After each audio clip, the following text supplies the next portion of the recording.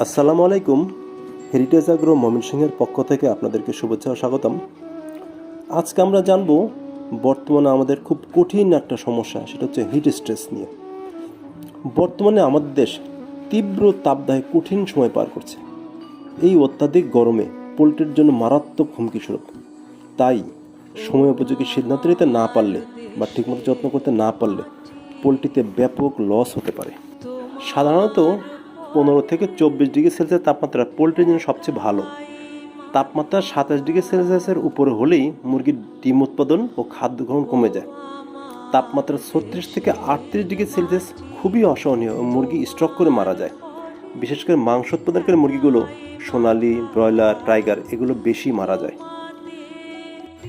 মুরগি হিট স্ট্রেসে পড়লে যেসব লক্ষণ দেখা যাবে সেগুলো হচ্ছে: মুরগির শরীরে তাপমাত্রা বেড়ে যাবে, মুরগির পানি খাওয়া বেড়ে যাবে, মুরগির খাদ্য গ্রহণ কমে যাবে, মুরগি নড়াচড়া কম করবে, মুরগি দীর্ঘশ্বাস নিবে ও হাঁপাবে, মুরগির পাখনা প্রসারিত হবে ও ঝুলে যাবে, মুরগি দুর্বল হয়ে যাবে, মুরগির ডিম উৎপাদন কমে যাবে, মুরগির ডিম কম ফুটবে, ফার্টাইল ডিম কম পাওয়া যাবে, মুরগির ওজন কমে যাবে এবং মুরগি স্ট্রোক করে মারা যাবে।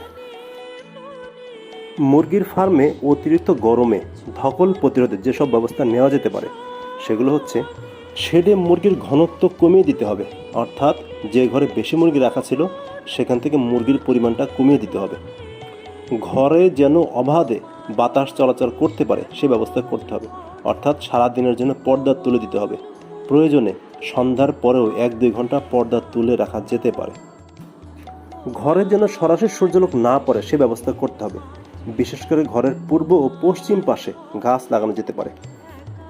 ঘরের চালের উপরে পানি ছিটানো ও স্প্রিংকলার সিস্টেম দিয়ে পানি ছিটানো যেতে পারে। ঘরের সিলিংয়ের নিচের দিকে গরম প্রতিরোধক কোনো হার্ডবোর্ড বা পর্দা লাগানো যেতে পারে, সেক্ষেত্রে ঘরের মধ্যে তাপ কম লাগবে। মুরগি যখন হা করে নিঃশ্বাস নেয় তখন ঘরের ভিতরে পানি স্প্রে করা যেতে পারে অথবা ফগারের মাধ্যমে পানি দেওয়া যেতে পারে। প্রয়োজনে অতিরিক্ত গরমে মুরগিকে সামান্য পানি দিয়ে ভিজিয়ে দেওয়া যেতে পারে। গরমে ঘরের তাপমাত্রা নিয়ন্ত্রণ রাখার জন্য সিলিং ফ্যানের ব্যবস্থা করা যেতে পারে অথবা স্ট্যান্ড ফ্যান দেওয়া যেতে পারে। আর ঘর হতে অতিরিক্ত গরম বের করে দেওয়ার জন্য এক্সস্ট ফ্যান ব্যবহার করা যেতে পারে। মাংস উৎপাদনকারী মুরগি, বিশেষ করে ব্রয়লার, টাইগার ও সোনালির ক্ষেত্রে দিনের ঠান্ডা সময় অর্থাৎ সকালে ও বিকালে খাবার দিলে ভালো হয়।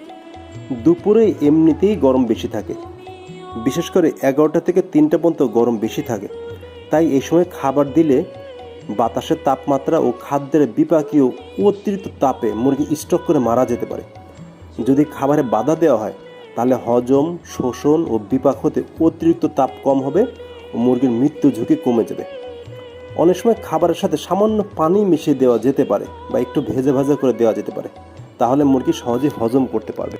তাই দুপুর 11টা থেকে বিকাল 3টা পর্যন্ত মুরগিকে খাবার না দেওয়াই ভালো। অত্যাধিক তাপে মুরগি পানি বেশি খায়, অর্থাৎ 30 থেকে 35 ডিগ্রি সেলসিয়াস তাপমাত্রা উঠে গেলে 1 গ্রাম খাবারের বিপরীতে মুরগি 5 ml পর্যন্ত পানি খায়।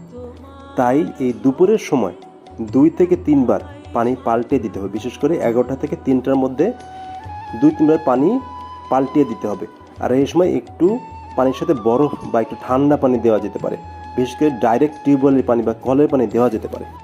গরমে লিটার শুকিয়ে যায় এবং অতিরিক্ত গরম হয়, তাই সামান্য কিছু পানি স্প্রে করা যেতে পারে। আবার গরমে আর্দ্রতা বেশি থাকতে পারে, সেক্ষেত্রে লিটার জন্য ভেজে ভেজে হয়ে না যায় বা অতিরিক্ত অ্যামোনিয়া হয়ে না যায় সেদিকেও খেয়াল রাখতে হবে।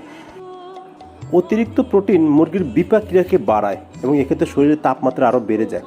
তাই নিম্ন প্রোটিন যেমন মেথিওনিন, লাইসিন, থ্রোনিন ও ট্রিপ্টোফ্যান এক্ষেত্রে ভালো কাজ করে, তাই এগুলোর পরিমাণ একটু বাড়িয়ে দেওয়া যেতে পারে।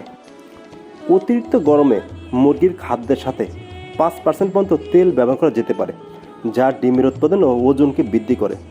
চর্বি যোগ করার কারণ হলো ইহা প্রোটিনের তুলনায় চর্বিতে কম তাপ উৎপন্ন হয় ও মুরগির শরীরে তাপের ব্যালেন্স হয়।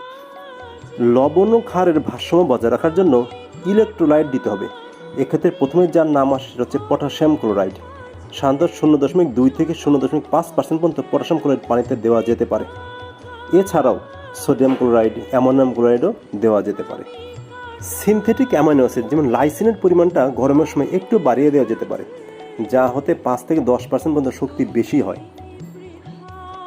গরমের সময় ট্রেস মিনারেল বিশেষ করে সেলেনিয়াম, ক্রোমিয়াম, জিঙ্ক একটু বেশি ভালো কাজ করে। এছাড়া ফসফরাস ও খাদ্য গ্রহণ কমে যায় বলে একটু ক্যালসিয়াম বেশি দেওয়া যেতে পারে। গরমে মুরগির ভিটামিন চাহিদা বেড়ে যায়, তাই খাদ্যে ভিটামিন দিতে হবে। ভিটামিন সি বডির তাপমাত্রা নিয়ন্ত্রণ করে ও রোগ প্রতিরোধ ক্ষমতা বাড়ায়। খাদ্যে 150 থেকে 400 গ্রাম প্রতি টন খাবারে ভিটামিন সি দিতে হবে। এছাড়া ভিটামিন ই দেওয়া যেতে পারে। ভিটামিন ই ইমিউন সিস্টেমকে উন্নত করে, খাদ্যের হজম বাড়ায়, ডিমের মান বাড়ায়, হিট স্ট্রেস কমায় ও ওজন বৃদ্ধি করে। খাদ্যে 100 থেকে 150 মিলিগ্রাম প্রতি কেজি খাদ্যে ভিটামিন ই দেওয়া যেতে পারে। এছাড়া ব্রয়লার খাবারে বেকিং সোডা 0.5% দেওয়া যেতে পারে। মুরগির হিট স্ট্রেস প্রতিরোধের জন্য আমরা যেসব ওষুধ ব্যবহার করতে পারি সেগুলো হচ্ছে গ্লুকোজ 25 গ্রাম 1 লিটার পানিতে দিতে পারি। তাছাড়া দুপুরে স্যালাইন, বিশেষ করে ইলেকট্রোমিন এবং ভিটামিন সি দেওয়া যেতে পারে। ভিটামিন সি 1 গ্রাম 3 লিটার পানিতে দেওয়া যেতে পারে।